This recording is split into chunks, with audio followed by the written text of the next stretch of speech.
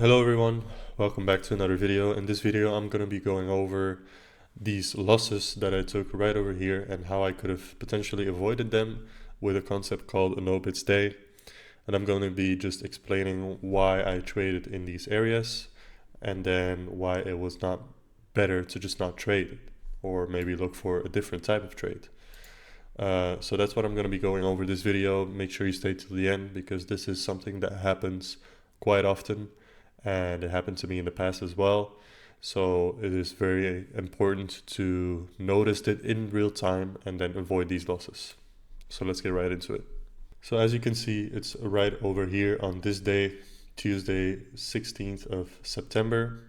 The pre-market was uptrending a lot and it took out all-time highs and was trading at all-time highs in the pre-market.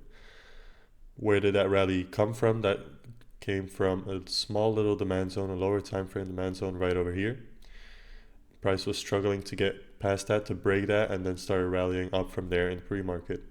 During that rally, it created another demand zone for me that was valid over here, a 90-minute demand zone. Why was I also interested more in this demand zone? Well, it's a 90-minute demand zone, it's quite a high time frame, and it's on top of yesterday's structure of the highs. So that made me more interesting in the zone as well.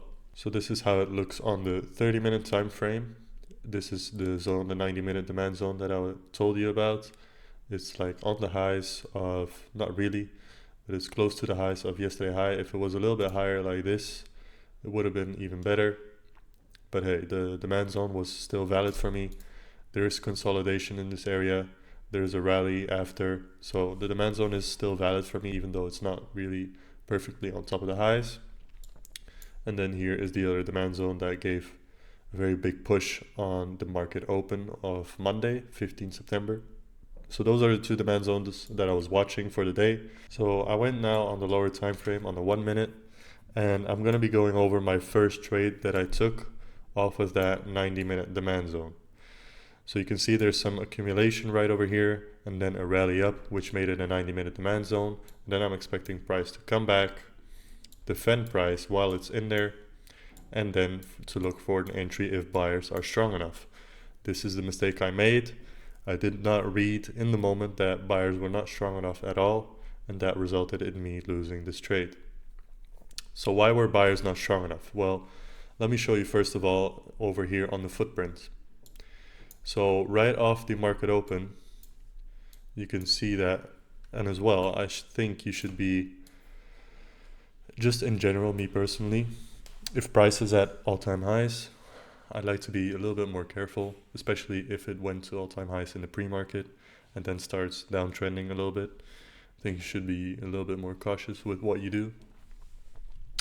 So price sold off right over here, and then market open, you can see some consolidation, which represents this.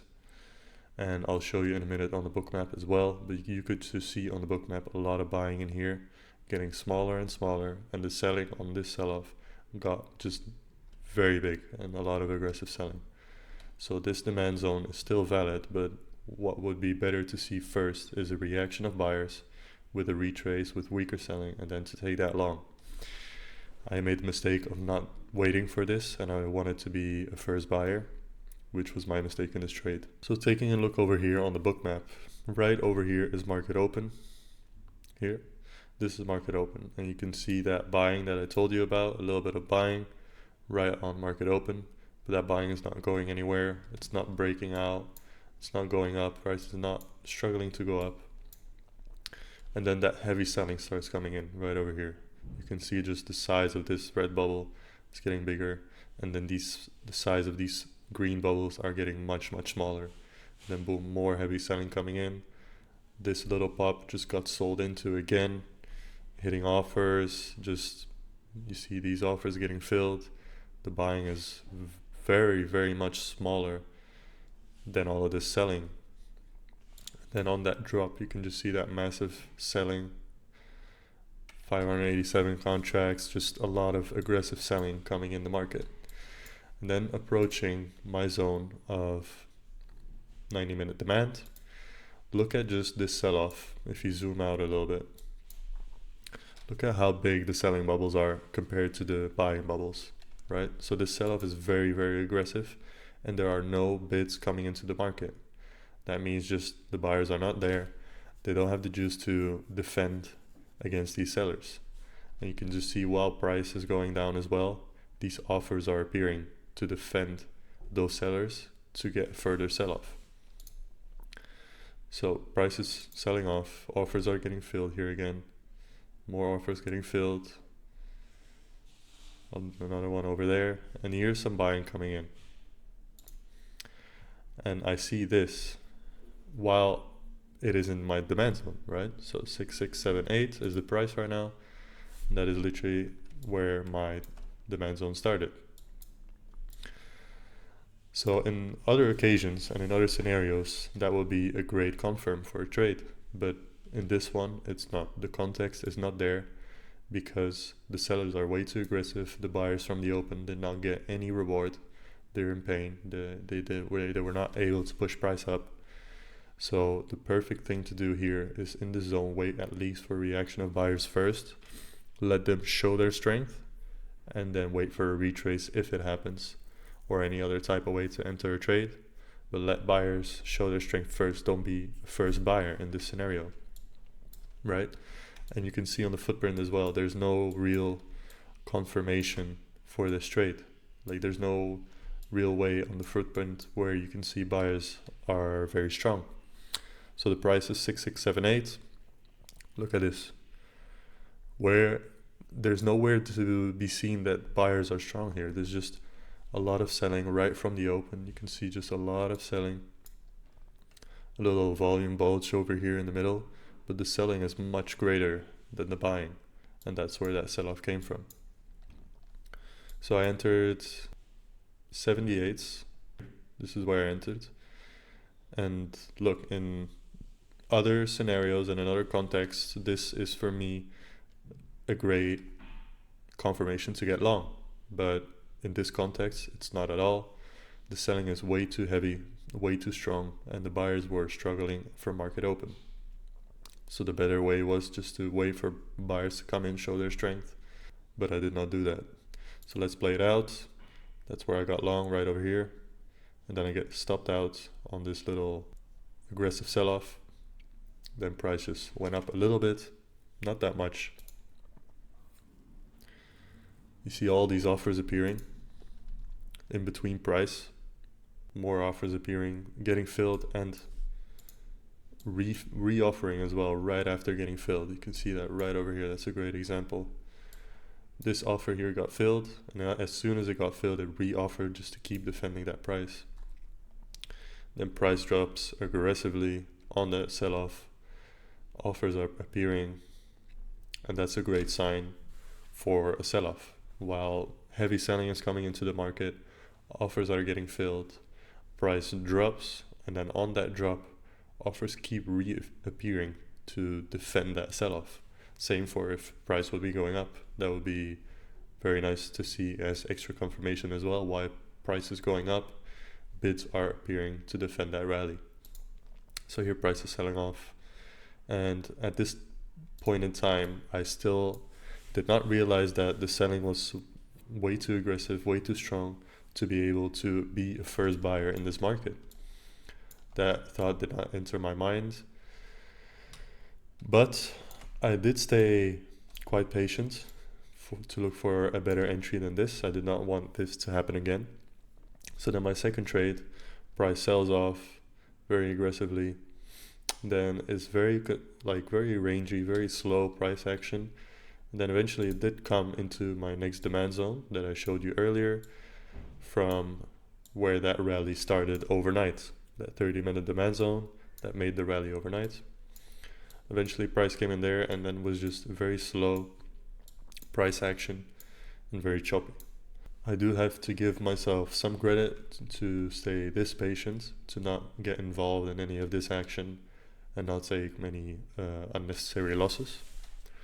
But then eventually price did rally a little bit, but this was basically just like a little bounce that got sold into again. And then at this point price was just way too slow and just not doing anything at all. The volatility was not there, and at least for my trades I like to see volatility. So that's like a very important aspect for me to get a decent trade, is have volatile price action. And this was how price was looking in real time. Like very slow, not volatile at all, and just basically a good way to get chopped up and to take a lot of losses if you're not careful. So at this point, the price rallied, as I showed you over here. Price rallied for a little bit, for just a couple points, like 10, not even 10 points, like 8, 9 points. And then came back to the lows. And that's where I was like, should I look for an entry? Should I try it? And I did eventually try it instead of just walking away, because this slow price action is not for me. At least not being able to see any buyers that are breaking any type of real structure, like breaking any type of highs with a lot of aggressive buying, that just wasn't there. And every time we rallied up, we sold off even quicker. Like you can see this rally, boom, sold off quicker. We tried to build it up again, tried to break that high again, sold off even quicker, and with a lot of more aggressive selling than the buying that was there. So I got long right over here, and if I'm not mistaken, here at 69.25s, right over here. No, here, sorry, 69.25. This is where I got long, and that was just, I mean, in my opinion, just a stupid entry. Like price is just moving way too slow. You can see this is real time how the Bookmap looks, and that's not how I want to be entering in a trade. So I just should have stayed away from the market, not get chopped up, because this is just way too slow price action. The zone in and itself is fine in my opinion, because as you can see, it did eventually hold. It held, and then it just held all the way through. Price did defend it, but I had to, in real time, analyze the conditions, analyze the speed of the tape, and realize this is not for me. This is not something I want to be trading in, at least not when the buying is this weak and the selling is this strong all the time already since market open. So that was my mistake on this second trade. I should have just accepted that I took one loss, which was not a very bad loss, but that's something quite advanced already to see that selling in real time.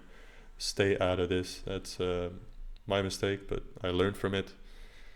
But then this lesson that I had to learn over here is just realize that the speed of the tape is just not quick enough. Like this is very slow price action. The buyers were not there all day long already. And then I just should have realized to stay out of the market is probably the best thing to do.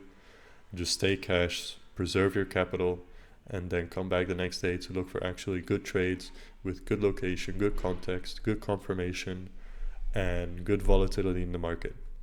So the key takeaway lessons for this video and for these type of trades is being able to analyze how the market is coming towards your area of interest and how it's acting over there as well with order flow, seeing if the buyers are actually there or if they're just going to get trapped and every pop is going to get sold into, just like over here and on this move downwards.